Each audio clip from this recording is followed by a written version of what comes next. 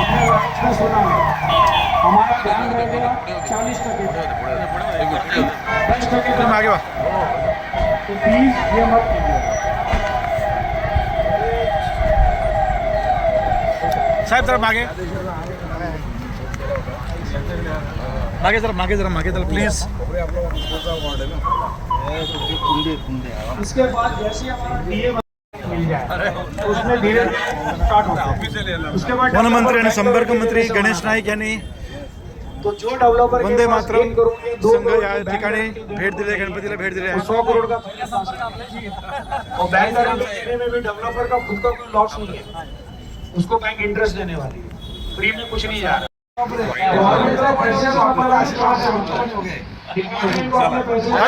दादा एक मिनिट, दादा समोर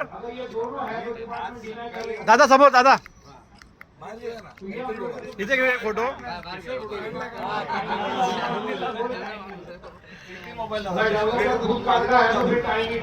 बैठ चला परमिशन कितना दिन बोला टाइम लगेगा, मुझे एप्लीकेशन का बहुत वो एप्लीकेशन कभी गई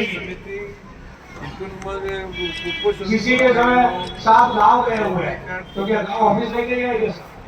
103 वर्षाची जो डेवलपर फाइनेंशियली वीक होगा ये एक्सक्यूज देते हैं नांदगाव क्योंकि पैसा नहीं है तो आपकी बिल्डिंग तो जन्म अच्छा, फिर किसी भी वजह से डिले होता है तो हमेशा तीसरी चौथी पांचवी बात करें। साहेब आगे की बात कभी नहीं करेगा। थोड़ा मागे जरा सगळं स्प्रेड हो ना जरा। इसके बाद आप चेक करें, उसके काफी सारे प्रोजेक्ट अनफिनिश पड़े होंगे 2 साल 4 साल 5 साल से। तो जो अपने पुराने प्रोजेक्ट पूरे नहीं कर सका हमारा प्रोजेक्ट पूरा करेगा। Thank you. ओके अगर उसका प्रोजेक्ट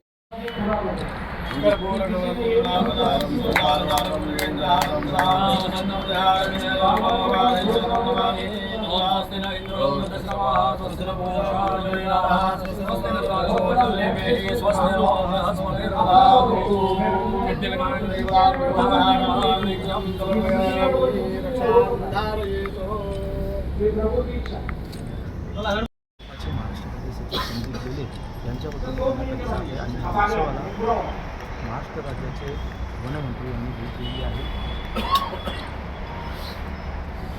इसके बाद क्लियर कट टाइमलाइन नहीं लिखा या ठिकाणी आणि वातावरण प्रसन्न आहे आणि भविष्यकाळ चांगला आहे। आज गणेश नाईक गणपती बाप्पाच्या दर्शनाला आले। गणेश नाईक लवकरच ठाणे जनता दरबार घेणार होते, कधी घेणार आता? ठाण्याचं कधी? बघा बाब अशी आहे की आता काल माझी ऑफिशियली ठाणे जिल्ह्याचा संपर्क मंत्री म्हणून नेमणूक झालेली आहे। ओके पालघरचा पालकमंत्री आहे। प्रश्न असा आहे की जनता दरबार कोणी कुठे घेऊ शकतो आणि माझं म्हणणं आहे की महायुतीच्या सर्व मंत्र्यांनी जिथं पाहिजे तिथे जाऊन दरबार घ्यावा। दरबार म्हणजे काय, लोकांच्या अडीअडचणी समजून घेणं आणि दूर करणं, त्याच्यात काय वावड काही नाही, चांगलंच आहे।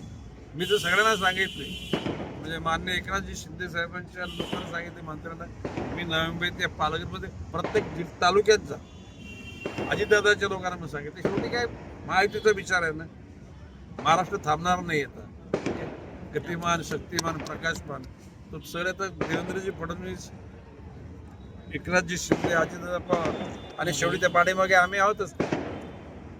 पण वाहतूक कोंडीची समस्या ठाण्यामध्ये प्रचंड मोठ्या प्रमाणात आहे, जनता दरबाराच्या माध्यमातून ह्याच्या काही प्रश्नांची उकल होऊ शकते का? आज आपल्या माहिती सांगतो, मी सकाळी 10 वाजता पालघर रेस्टॉरंटला जाऊन भाईंदर पासून गुजरातच्या बॉर्डरपर्यंत ट्रॅफिक जाम होते त्याच्याकरता सर्व वरिष्ठ अधिकाऱ्यांनी बोलवलं होतं आणि त्या लोकांनी सांगितले एप्रिल एंडपर्यंत किंवा मिडल मे पर्यंत तो रस्ता परिपूर्ण होईल।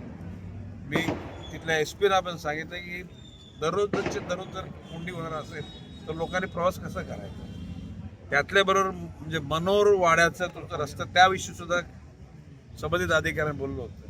मला कोणी सांगितलं नव्हतं, पण मला त्या गोष्टी जाणीव होती म्हणून मी ॲडव्हान्स त्यांना बोलवलं होतं। त्या ठाण्यामध्ये शेवटी ठाणं आपल्या सगळ्यांचं आहे, ठाण्याची सुद्धा अडीअडचणी दूर करण्याकरता गरज पडली तर संबंधित अधिकाऱ्यांना बोलवू आपण। नमस्ते, हाऊ आर यू?